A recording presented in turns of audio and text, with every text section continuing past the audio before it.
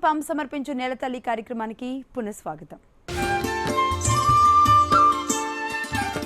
మార్కెట్లో టమాటా ధరలు భారీగా పడిపోయాయి. చిత్తూరు జిల్లాలో అయితే రైతుకి కిలోకి 50 పైసలు కూడా రావడం లేదు. ఉత్పత్తి ఎక్కువైతే టమాటా పారబోయాల్సిందేనా? దీర్ఘకాలం నిల్వ ఉంచుకునే మార్గాలు లేవా అంటే ఉన్నాయనే అంటున్నారు వ్యవసాయ రంగ నిపుణులు.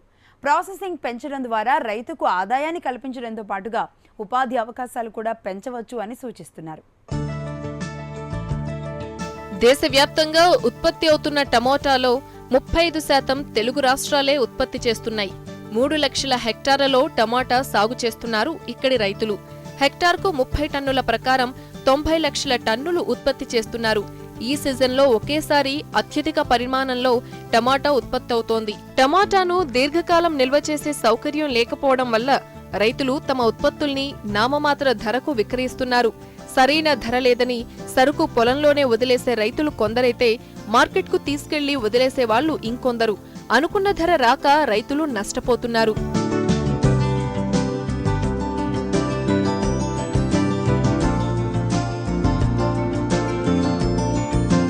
టమాటాలు దీర్ఘకాలం నిల్వ ఉండే విధంగా ప్రాసెసింగ్ పరిశ్రమ నెలకొల్పినప్పుడే రైతుకు గిట్టుబాటు ధర వచ్చే అవకాశం ఉంది. ఫలితంగా స్థానిక యువతకు ఉపాధి అవకాశాలను కల్పించవచ్చు. టమాటా నుంచి ఎన్నో రకాల ఉత్పత్తులు చేయడం ద్వారా ఎక్కువ నిల్వ చేయవచ్చు. టమాటా నుంచి చేయదగ్గ ఉప ఉత్పత్తుల్ని ఒకసారి పరిశీలిస్తే టమాటా పల్ప్ తయారు చేయవచ్చు.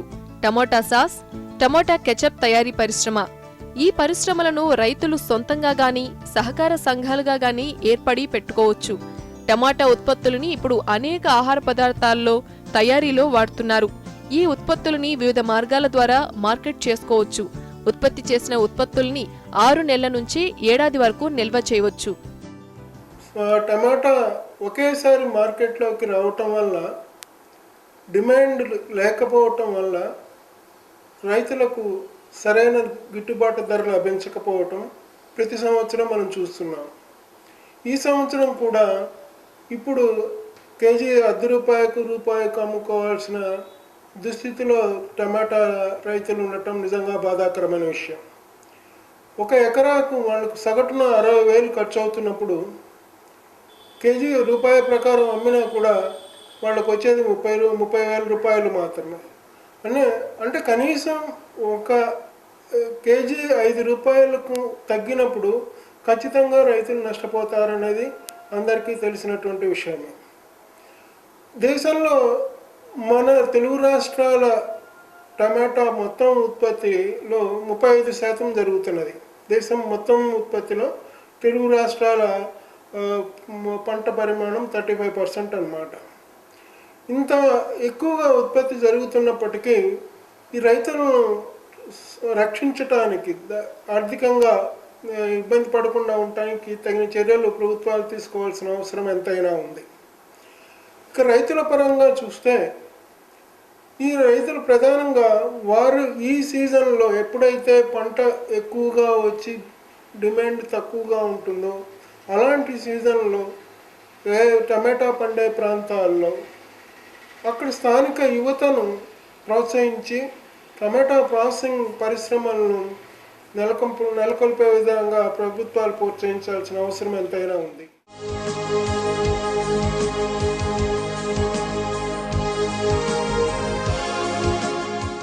టమాటా సాస్, కెచప్ తయారీ పరిశ్రమ ఆర్థిక వివరాలు పరిశీలిస్తే నెలకు 150 టన్నులు ఉత్పత్తి చేసే ప్రాజెక్టు పెట్టడానికి 24 లక్షల రూపాయల ఖర్చవుతుంది. భూమి, యంత్ర పరికరాలు, విద్యుత్ బిగింపులు, డిపాజిట్లు అన్నీ కలిపి 12 లక్షల రూపాయల వ్యయమవుతుంది. వర్కింగ్ క్యాపిటల్ మరో 12 లక్షల రూపాయలవుతుంది. మొత్తం 24 లక్షల రూపాయల్లో పరిశ్రమ ఏర్పాటు చేసుకోవచ్చు.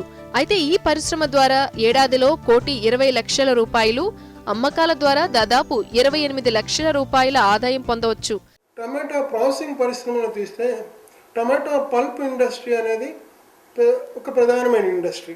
జనరల్గా ఇది పెద్ద తరహా పరిశ్రమ అని చెప్పవచ్చు. ఇది సాధారణంగా టమాటా ఎక్కువ పండుతుందో అలాంటి చోట దాదాపుగా 2-3 కోట్లతో ప్రారంభించదగ్గ పరిశ్రమ ఇది. అలా కాకుండా చిన్న పరిశ్రమగా ప్రారంభించాలంటే టమాటా కెచప్ అండ్ టమాటా సాస్, టమాటాలను శుభ్రం చేసి దాన్ని తగిన టెక్నాలజీ యంత్ర పరిజ్ఞానాలను ఉపయోగించి ముందర పల్పుగా మార్చి ఆ పల్పుకు పరిమిత పరిమాణంలో సుగంధ ద్రవ్యాలు చేర్చడం ద్వారా వాటిని ముందుగా సాస్ తయారు చేస్తారు. ఈ సాస్ వాడకం ఎక్కడ ఉంటుందంటే జనరల్గా ఈ సమోసాలు తినటం, ఈ బ్రెడ్ తినే వాళ్ళు జనరల్గా ఇది వాడుతుంటారు అన్నమాట.